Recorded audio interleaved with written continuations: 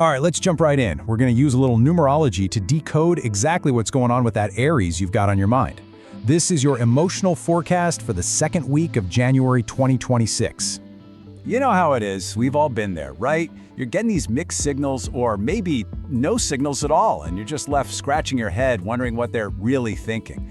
Well, that's exactly what we're about to unpack. So think of this as your personal playbook. For this specific week, January 8th to the 14th, we're going to map out the inner world of that Aries, so you know pretty much exactly what's coming. So what's the main driver this week? What's the big theme? Well, it all comes down to this really powerful numerological combo that I like to call the double one effect. This is the engine behind pretty much all their feelings and actions.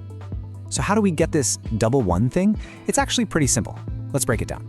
First up, January. It's the first month, so it carries the energy of the number one. New beginnings, new starts. Makes sense, right? Then you look at the year, 2026. You just add the numbers up. 2 plus 0 plus 2 plus 6. That gives you 10. And in numerology, we always boil it down to a single digit. So 1 plus 0 is, you guessed it, 1. That's our second one. And it's all about bold action. So you put those two ones together with that classic Aries fire, and what do you get? A huge surge of courage. Now, here's the crucial thing to get. This double one energy isn't making them someone new, oh no. It's like pouring gasoline on their natural Aries fire. It means they're gonna feel this incredibly strong pull to just be direct, to take the lead and to say what they mean. Hesitation, not on the menu this week. Okay, so let's get into the day by day, because this is where it gets interesting. This week is not a flat line, let me tell you. It's a journey with some very clear ups and downs. Let's track their emotional landscape from the beginning to the end of the week. Okay, just look at this progression. The week kicks off on the 8th with them being a little quiet, kind of reflecting on past moments with you. But that doesn't last long, because on the 9th, there's a new spark, a real urge to do something. By the 11th, things feel light, playful, expressive. And then the 12th, the pause. We'll get to that. But right after, boom, the 13th sees a big spike in attraction, which leads right into the 14th with a genuine desire to connect. It's a whole story right there. Now, we have to talk about that dip on January 12th, because this is where a lot of people might get tripped up. If you notice they pull back a bit or their texts slow down, do not panic. This is all about control for them. They're just taking a step back to think, to strategize. It is absolutely not a loss of interest. It's a calculated move. And you know, if you could just get inside their head for a second, this is probably what you'd hear. Underneath all that bold, fiery energy is a pretty simple feeling. They're missing that initial spark, and they're trying to figure out how to get it back. That's what's motivating them all week. So, knowing all this is great, but what are you supposed to do with this information? Let's switch gears from just understanding their feelings to building you a really clear, actionable playbook on how to best communicate with them this week. This chart just makes it so easy.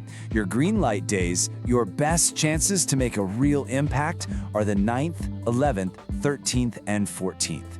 On those days, my advice is go for it. Be direct, but keep it light and fun. On the 8th and 10th, it's more of a gentle hello kind of vibe. And on the 12th, that's your day to just give them some breathing room. You gotta respect the pause. Okay, the timing is crystal clear now. But the million-dollar question is still on the table, right? What do you actually say?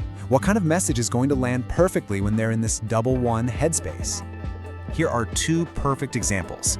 See the theme here? They're confident, they're direct, but they're not heavy. Something like, your energy feels strong this week, with a fire emoji. That's an amazing compliment that perfectly mirrors how they're feeling inside. Or even, random thought, how's your week going? It's casual, it's curious, and there's absolutely zero pressure. So let's just recap the whole strategy. Number 1, keep it direct but lighthearted. Number 2, acknowledge their vibe, compliment that energy. 3, and this is a big one, whatever you do, avoid laying on heavy emotional pressure, especially on that crucial 12th. And finally, the key to the whole thing is to match their confidence. They're going to respond to strength, not to neediness. All right, let's bring this all home. If you only remember one thing from this whole breakdown, what should it be? What is the single most important piece of advice for you to hold on to this week? This is it. This is the secret sauce. Don't overthink things. Don't get tangled up in complicated, heavy conversations. Just mirror that confident, forward-moving energy they've got going on. Keep your interactions simple and direct. If you can do that, you're going to find them closing that gap between you very, very quickly. So there you have it. You've got the timeline, you've got the strategy, you've even got a couple of perfect opening lines. The entire emotional playbook is right here in your hands. So the only question left is, are you ready to use it?